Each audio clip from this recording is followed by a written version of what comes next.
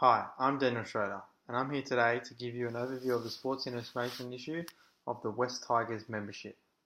This PowerPoint will focus on low attendance at NRL games, lack of revenue for the West Tigers, limited opportunity to expand the West Tigers brand, lack of targeted marketing for fans and members, and this will also look at the key areas that will be focused on, including the question that has been chosen for my research, the instruments that will be used to find the answers, the ethical considerations that will be used to find the answers also in Griffin 2017.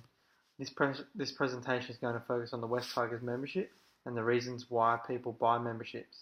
Furthermore, why they buy premium memberships with the West Tigers and what kind of things that can do to benefit a person in order to get them on as a member.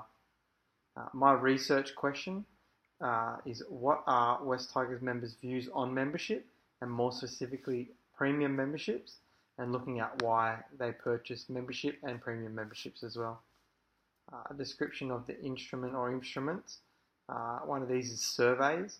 So I'll be looking at NRL surveys and West Tigers surveys and just trying to get the answers of why people purchase a membership, if they are satisfied with the memberships they have, why they don't have a membership, all that kind of stuff. I'll also be looking at AFL and some surveys that they do, and looking at how they can get 80,000 members and why they are all members. I'll also be looking at website articles, looking at some insights and opinions based on reports through the media, through football television shows such as 360, NRL 360, The Footy Show, Matty Johns Monday Night, and The Sterlo Show. Also interviews with players and past players that do happen on those shows as well. And looking at what their take is on memberships, and if they believe it is of interest to them, and if fans should be doing it to help the clubs. Also looking at peer-reviewed journals. I will be looking at things that have previously been studied by students on NRL, AFL, A-League, Rugby Union, and pretty much any other sport as well, and just trying to find out how those other codes do get their members, and maybe if there's some things that they do different to the NRL that might be able to help us change and be innovative and get people on for those premium memberships as well. Also looking at interviews. So we're doing some interviews with current staff within the NRL, so mainly the West Tigers, and also players, so players from the West Tigers as well. Looking at fans, so people that aren't members with the club, seeing what they might think of membership, why they don't have a membership, and even if they know what membership is, and if they would purchase membership, what kind of level of membership they would get, and then also talking to members as well, seeing if members are interested with going to a premium level if they're not already there, and what kind of memberships they have, and if they're satisfied with those memberships as well. The next one would be the ethical considerations. So the first one there is just the human research data. So in human research data can be collected in many forms, commonly through the use of surveys.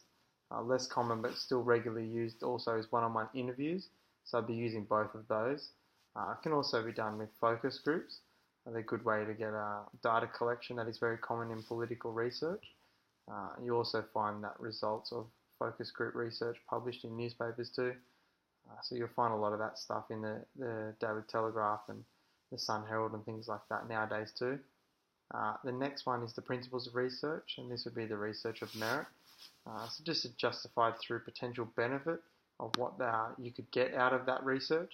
Obviously the methods, if the methods are appropriate for the research aims, so making sure that you're using the right methods to get the right kind of research done and get those right results too. The last one is the consent. Now that would just be voluntary as well. So looking for participants, making sure that participants are aware that what the nature of their involvement is, what they are required to do, a time frame for them to be involved, and if their right to withdraw from a research project at any time too. So making sure that if they are going to do an interview for us, or they're going to do a survey and those kind of things, that they know what they're doing it for, making sure that they're happy to be doing this sort of stuff too.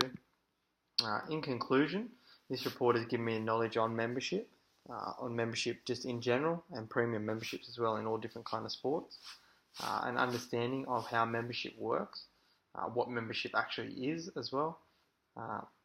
After I conduct the rest of my research, I hope to gain extensive knowledge on memberships, understand why people purchase the memberships, and answer all the questions that are required to complete my research as well. Thank you very much for listening to my speech.